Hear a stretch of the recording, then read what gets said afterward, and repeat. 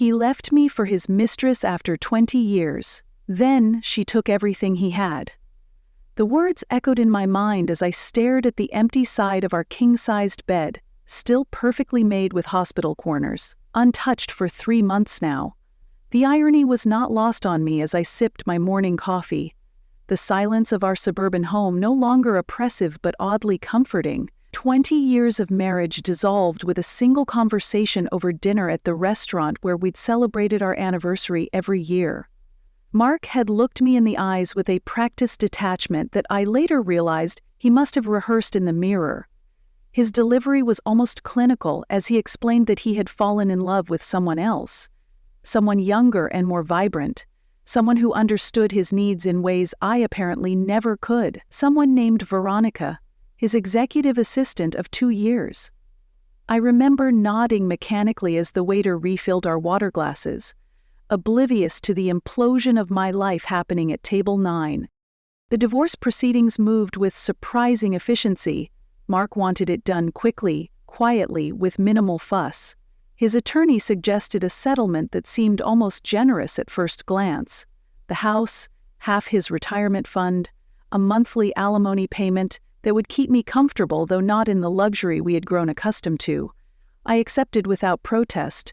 Too numb to fight, too dignified to beg. My friends were outraged on my behalf, insisting I deserved more after dedicating 2 decades to supporting his career, hosting countless dinner parties for his colleagues, relocating 3 times for his promotions. But something inside me knew that fighting would only prolong the pain, keep me tethered to a man who had already moved on to his next chapter.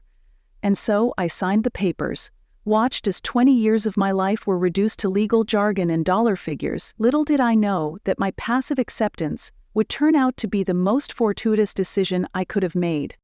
6 months after our divorce was finalized, I ran into Patricia, the wife of Mark's business partner, at the farmer's market. She approached me with the cautious sympathy of someone visiting the terminally ill, her eyes wide with concern as she asked how I was holding up. The conversation was polite but strained until she mentioned almost casually that she had heard rumors about financial troubles at the firm. Something about investors pulling out, whispers of an SEC investigation. I nodded politely, pretending this information meant nothing to me, when in reality my heart had begun to race.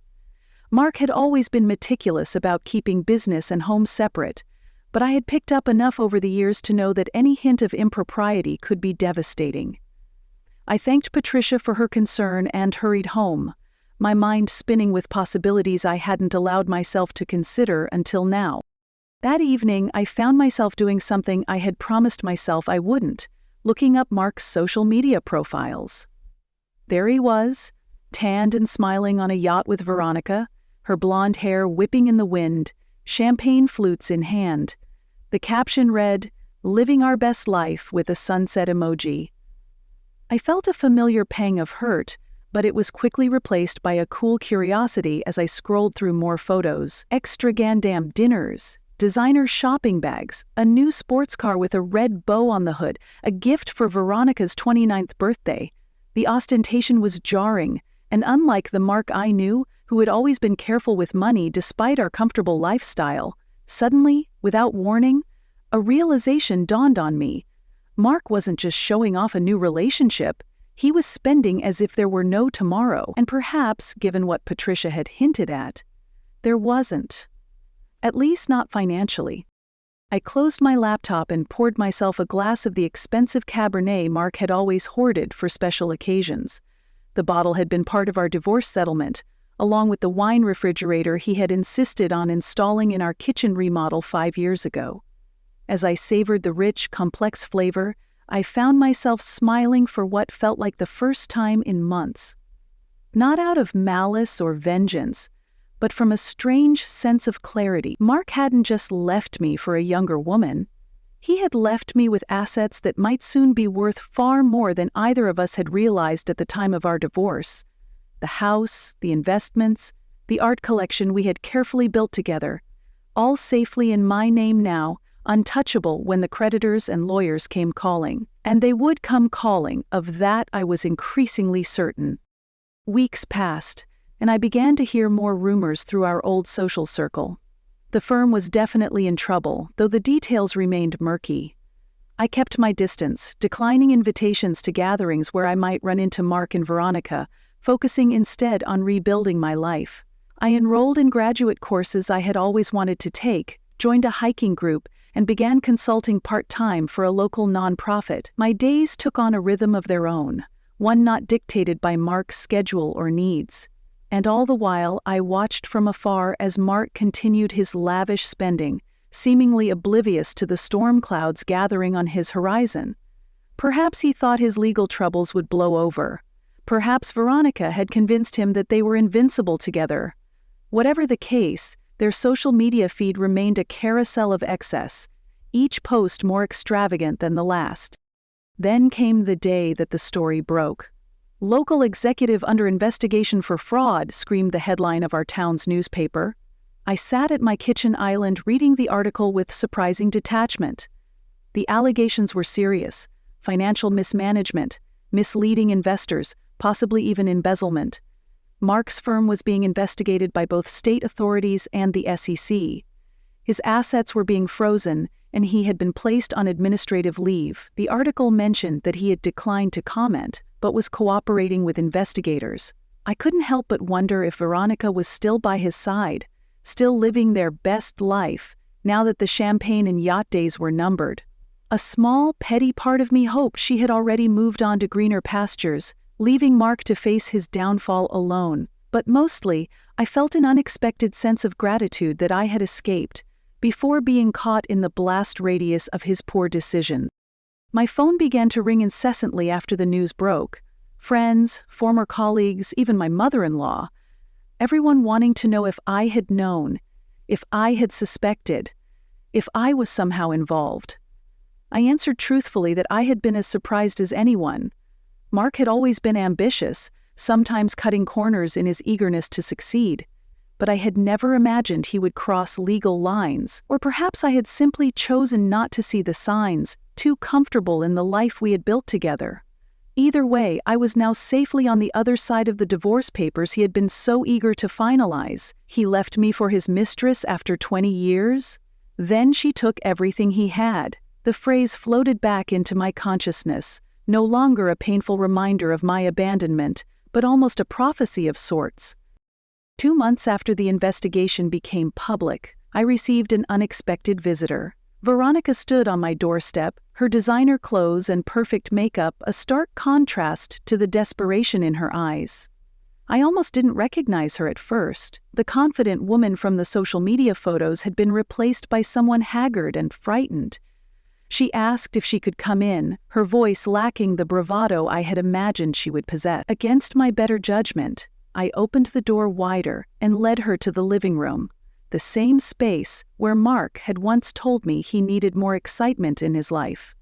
The irony was not lost on me as I offered her tea, playing the gracious hostess as if she were any other guest. She accepted with trembling hands, and as steam rose from the delicate cup, she began to unravel the true extent of Mark's deception, a deception that, it turned out, had ensnared her as thoroughly as it had once ensnared me. According to Veronica, Mark had pursued her relentlessly, promising her not just love but a lifestyle beyond her wildest dreams. He had painted me as cold and uninterested in his success, claimed our marriage had been dead for years before he met her. All lies, of course, but ones she had been eager to believe as he showered her with gifts and attention. What she hadn't known was that much of their lavish lifestyle had been funded with money that wasn't his to spend. Investor funds, company accounts, even loans taken out against assets that were already leveraged.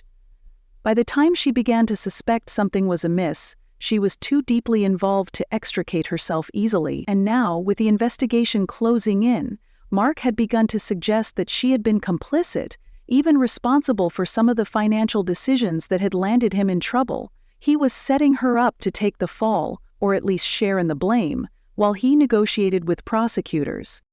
I listened to her story without interruption, watching as tears smudged her carefully applied mascara.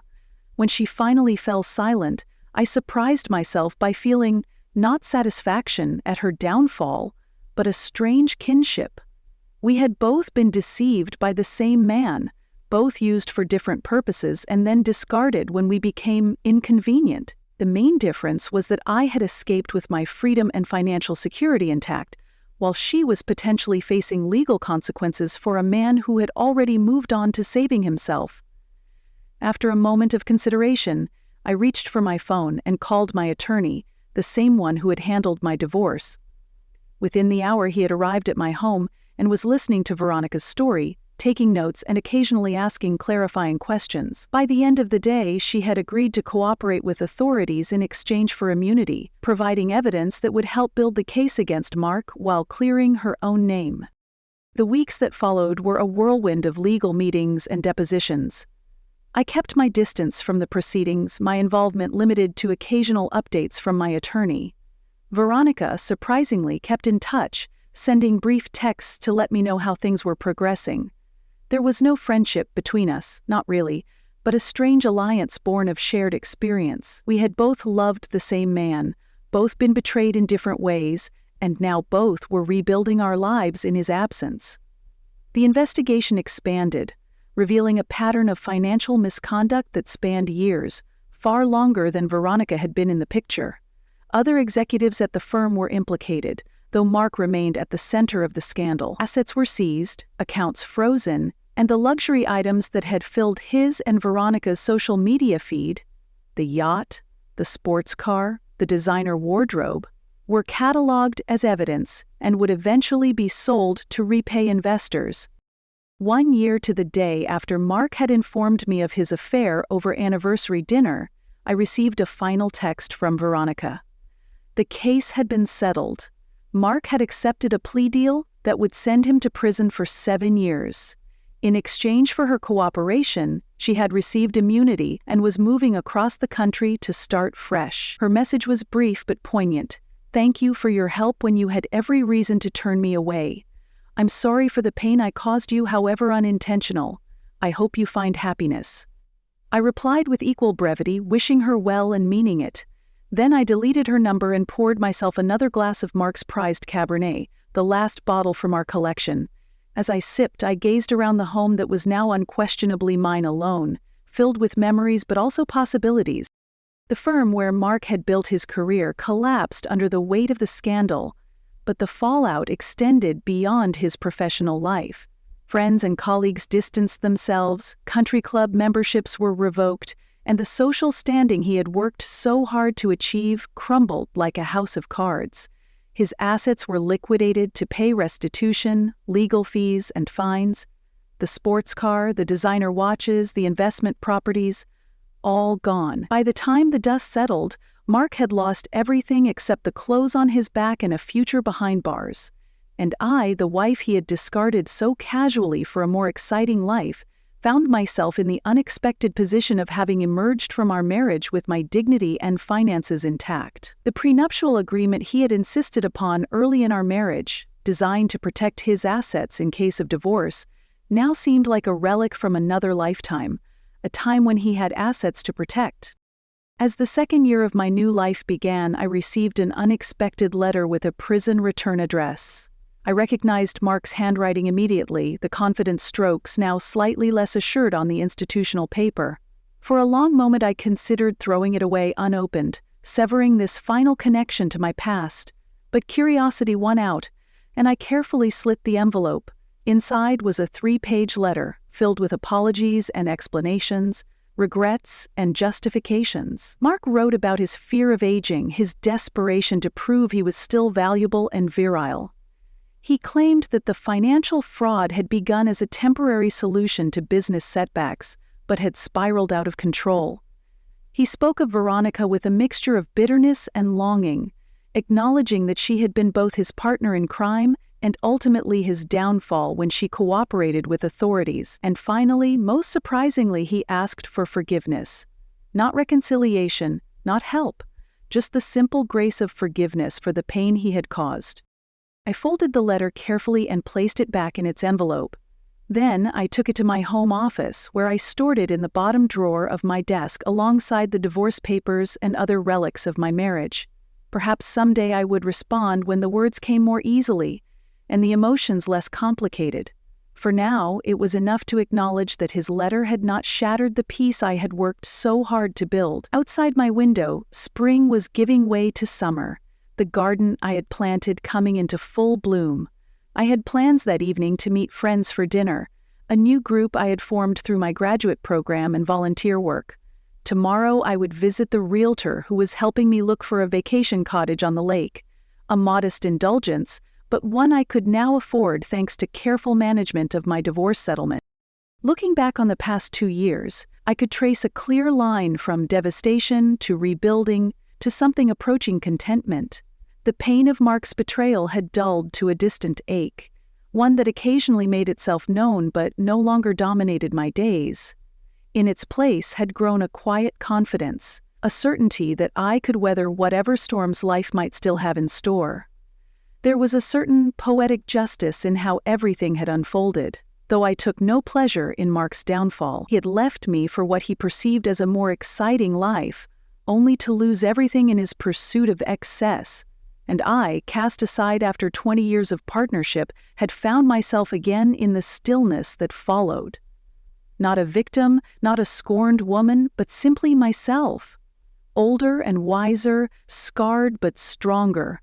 The title of my story had once seemed like a tragedy. He left me for his mistress after 20 years, then she took everything he had, but now I recognized it for what it truly was. Not an ending, but a beginning.